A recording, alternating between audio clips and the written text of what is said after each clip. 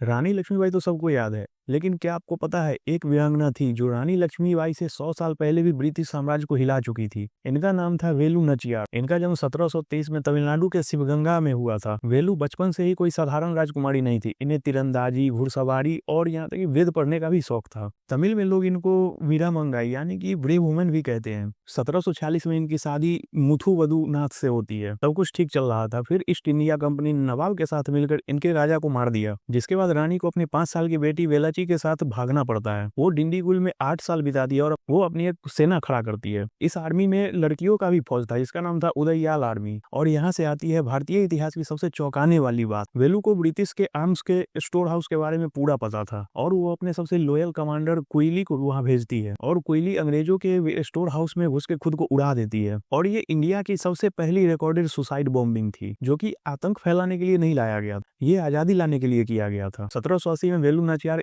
British को हराकर अपना राज वापस ले लेती है और फिर यहाँ वो अगले 10 साल तक राज करती है। और इस तरह से वो इंडिया की पहली राजकुमारी थी जो ब्रिटिश से लड़ी भी और जीती भी। लेकिन रानी वेलु नाचियार को ना तो किसी हिस्ट्री बुक्स में पढ़ाया जाता है और ना ही इनके नाम पे कोई नेशनल हॉलीडे है। दोस्तों, अगर आपको लगता है कि इंडियन हिस्ट्री बोरिंग है तो यकीन मानिए आपको सही से हिस्ट्री पढ़ाया ही नहीं गया है।